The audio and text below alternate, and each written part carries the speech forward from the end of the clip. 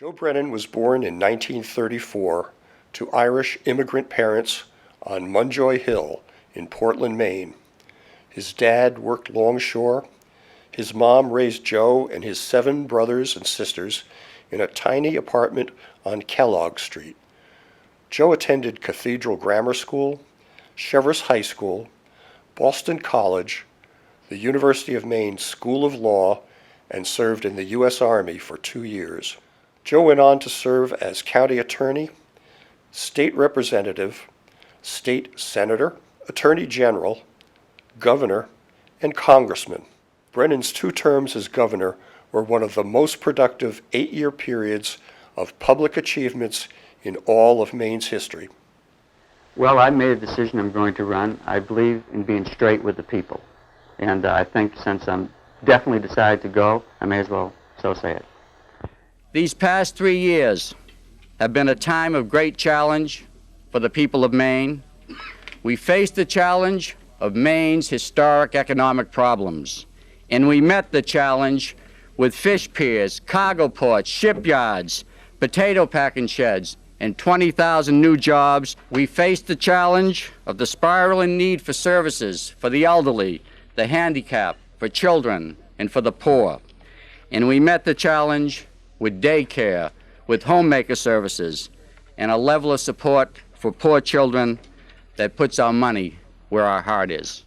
We faced the challenge of a prison had passed out of control of the state to control of the inmates, and we met that challenge by reasserting control. We faced the challenge of the needless slaughter on the highways, and we met that challenge with a tough new law that has reduced fatal accidents by nearly 40%. We faced the challenge that each Maine person must live with, and that is the great burden of energy cost. And we met that challenge with weatherization, conservation programs, and a public advocate to fight for their interests. We faced the greatest challenge of all, how to meet the needs of our people when costs were soaring without increasing taxes. We met that challenge by creative new ideas for managing the public's resources. At the core was that he values people, not the people as much as individual people. The Kennedy belief that government can change life, government can change the quality of life for people. If we all get together, we get excited and do something, it can really work. He had a very, very strong sense of social justice. He had a great sense of Maine's needs, but he also had, a set of principles that guided his own behavior. He had a lot of really admirable leadership qualities that I think put him on a special level in Maine state government.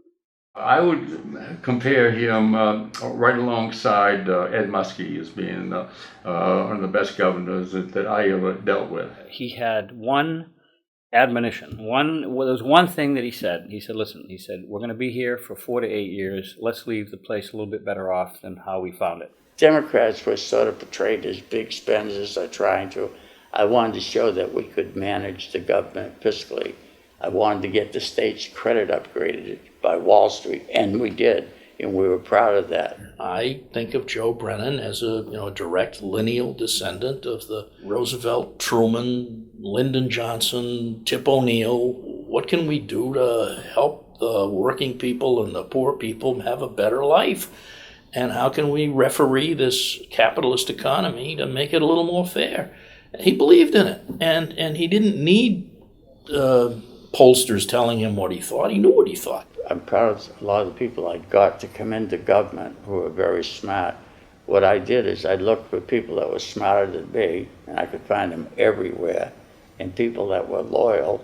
And I believe when they came to work in my administration, I would give them a long leash, and I'd back them through difficult times. He was involved in government because he wanted to make people's lives better. We pushed legislation called the Home Program, which made it possible for more people to buy their own first home. And as I campaigned for years after that, I'd run into people every week that say, we really love that program. It made it possible for us to get that very first home. There's probably never been anybody who was more prudent and careful and concerned about doing the right thing and being unwaveringly honest. St. Thomas Aquinas said it was a lie when the words your lips form don't agree with the thoughts in your mind. Well, it happens a lot in politics. We try to say with the words our lips form what we really believed. He wanted government to be a positive force for people, did not view it as a negative, and anything that it was doing wrong, let's correct it, and then let's go forward. The moral imperative of government is how you treat those in the dawn of life, the children, those in the shadows of life, the disabled, the challenged, and those in the twilight of life, the elderly. I saw very early on with Joe Brennan that he was personally courageous in a quiet way, and he was not afraid of tackling issues. And he would do it in a gentlemanly enough fashion, as he was later on, that he didn't stir the kind of wild opposition that someone who might have been more strident would have generated. I can tell you, it is a long way from Munjoy Hill to the Blaine house. It's a lot of people that were willing to go all out for you, and a lot of families. I'll give you one example. The family of Jerry Conley Sr. It's the story of the Conley family, the Stilpen family, the Redmond family, so many of these families. I couldn't mention them all, that made it possible for me to serve in high offices and try to fight for social and economic justice.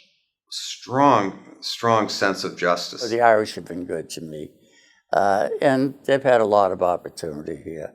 I don't think there have been a lot of Irish governors, for example. I can think of one, that's about it. I still believe that running a government is more than tending to a cash register. I still believe that a good job is the best road out of poverty. I still believe that government is the last and best hope for many of those in need. It was a very progressive agenda that he was putting forward.